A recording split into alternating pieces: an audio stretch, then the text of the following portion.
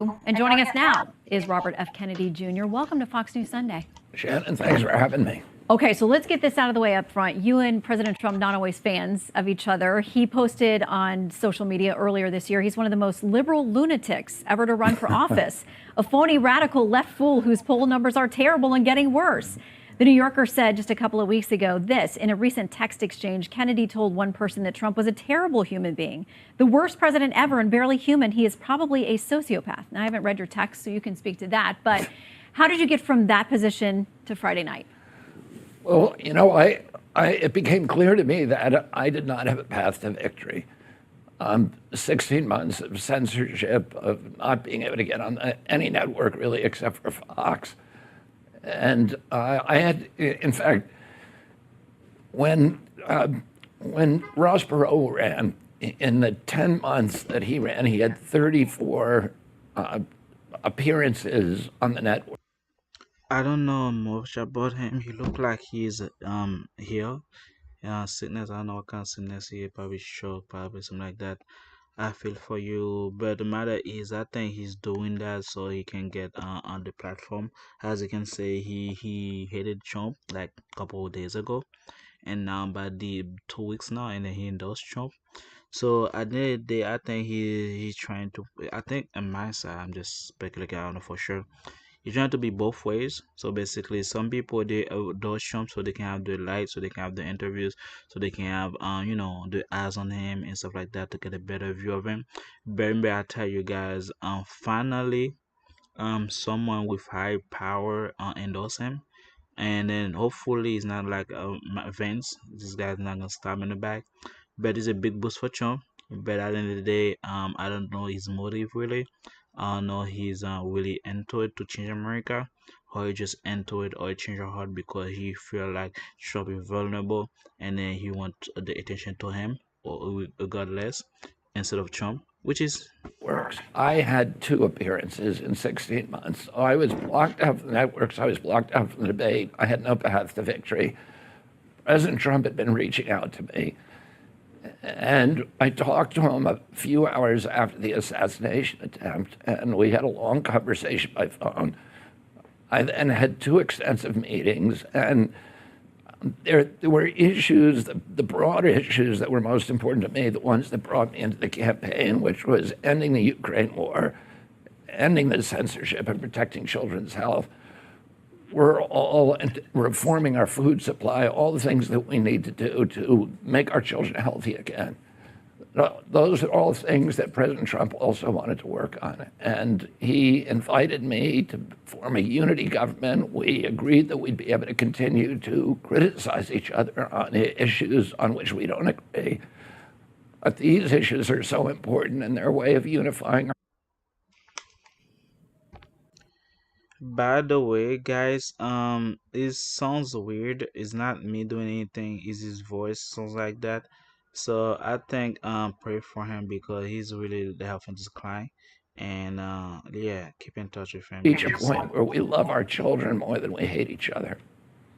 It's a good unifying theme that I think a lot of people could get around. It's how we get there. That's always the devil is in the details. Have you all negotiated over or talked about a cabinet position, another position within a Trump government in exchange for your endorsement? No, there's been no commitments. But I met with President Trump, with his family, with his closer advisors, and we just made a general commitment that we were going to work together. What about the states where you're trying to get off of a number of swing state ballots to say, I'm going to stay on a number of state ballots, but in these swing states, I'm going to try to withdraw myself and ask my supporters, or at least you're telling them, think about supporting President Trump. Did you negotiate over which states you would try to withdraw from? Yeah, I mean, we all knew.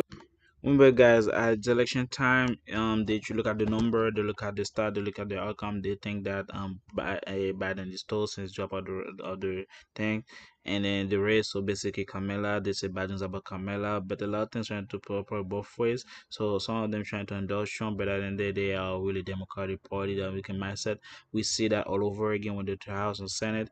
And even though like they want to have a change, they want everything to be Republican. That's why the Democrats have a change of heart to support the Republican. But at the end of the policy, they believe is still Democratic. But they're trying to have a good faith for America. They to have pity, and they want to America have faith sympathy for them. Since Trump is the guy that's think they're gonna rescue or save America, but at the end they just crawl down Trump so they can have a people, a good set of people, and so people have a good faith on them. But at the end they still have the same policy, the same mentality, the same thing, and so basically that's why the endorsement come. And then they don't want to lose their powers about secure profit, because once they're all office, they're secure for lifetime. For example, for retirement stuff like that. Then their pay grade is upgraded, their family, and so they can go for any time to go to president. And then this is all about it's about the game. Hey, don't hate the player, hate the game. This is a game. I endorse you since you are most likely gonna win, and then if you win, it's a win for me. I'm gonna be in power as well, and then a couple years down the road when I go, I can track you against you. I can show all your flaws, and next thing you know, I don't want you no more. I want everyone to vote for me, and next thing you know, boom. This is how the politics work, which is sad. Which states they were. There basically is 10 swing states where my presence in the race would have helped Vice President Harris and would have harmed President Trump. So I'm going to get off the ballot in those states, and then we're going to stay on the ballot in 30 states. And, I'm encouraging people to vote for me in those states. Those are states where the votes, they're either all red or all blue states where their votes are not going to change the outcome of the race. But in the states where I would have been a spoiler, I'm going to get out. So it's Now I understand why he doesn't talk much. I totally respect the decision, because this is heartbreaking when I hear him talking, because it's very sad, because I don't want anything to happen to him. I don't wish this kind of outcome to anybody. As you can see, he's trying to talk. I don't know if it's a vocal call. I don't know if he's not. I don't know. Whatever is going on, you can sense that he's here is not 100% normal, and there's something bad on him. I'm not a doctor, basically, but it's very heartbreaking to see him talk like that, struggle with the word and struggle with the voice for people to hear him, and I felt for him. about 10 states. Okay, so there were reports a couple weeks ago citing an official from your camp and also a Democratic official saying that there'd been outreach to the Harris camp as well to possibly discuss you working within the Harris administration in exchange for an endorsement of her. Is that true? And what happened with that? I reached out to them on the same basis that I reached out to President Trump, and we actually talked to other presidential candidates, including Chase Oliver and the Libertarian Party, about figuring out ways that we could end the polarization and the hatred and the vitriol, start talking about issues. And I was welcome to listen to anything from the Democrats that they were going to do something about the war, about the Ukraine war, about the censorship, about the child health crisis, this epidemic of chronic disease that has now disabled about 60% of our kids. And when my uncle was President Shannon, only 6% of Americans had chronic disease. Today, over 60% do. And it's hard to find a kid today that's not been damaged by it. And it's coming from our food supply, from contamination. Yeah, he make a good point about the superfire, the water, and also the atmosphere. What they really do is instrumental. But the thing is, they have the money, they have the influence to stop it. Then why don't they do that? Because what happens is, one is beneficial, it's pharmaceutical. More people sick is more money for them. Less people sick is less money for them. So one patient cure is one patient that's not on the pill. So that's why they're doing that. Even though they can stop it, but they're not gonna do, because they don't want to be in the bad side of pharmaceutical. It's just push that they do for the election time, but at the end of the day, there's no way they can stop it at this point, because they're trying to make it as normal, but it's not normal really to live in a society where everything you do is toxic. The water, the food is toxic, because what happens is you become, your life becomes slowly deprived from you, and next thing you know, you have to work, and next thing you end up in the hospital, and they give you medication, next thing you know, you die, and then next thing you know, they will be placed for the next one, your family member or your kids. So this is the sad part part of reality. Just keep punchline to say on the election so they can have their foot in. So I didn't they're not gonna do anything about it. So be aware of that. From pollution in our environment, from toxics in our environment, and mainly from corruption in our government that allows that to happen. You've talked about, or there's been discussion that if you were to join the Trump administration in some health-related position, that you have real interest in dismantling things like the FDA, the CDC, NIH. You would like to see a focus away from infectious diseases to what you're talking about, more chronic diseases.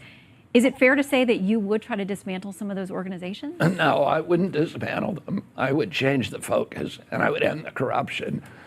Right now, 75% of FDA's budget is coming from pharmaceutical companies. That is a perverse incentive.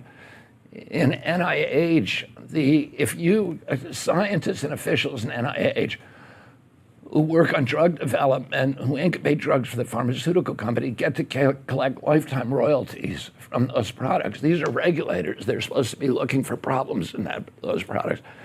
We have these agencies that have become sock puppets for the industries they're supposed to regulate.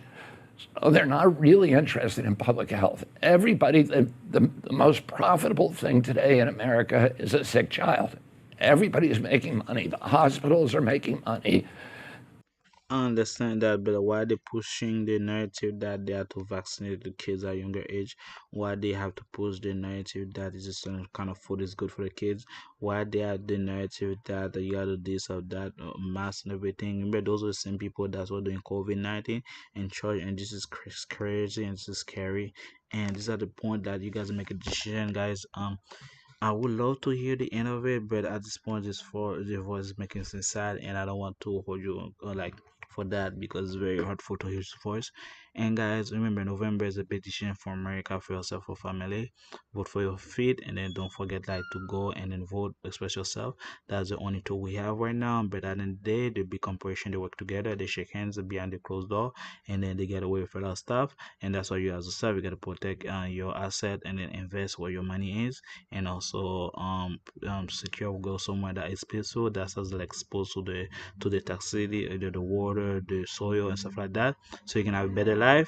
Some people go to the north region, some people go to the south region, some people go to all overseas so they can have a procreate, and also will use the crop or something like that to be independent, that to plant their own tree, their own food, so they can live off out of the country of, and then they can flourish. And if I'm video, you can thumbs up, subscribe soon.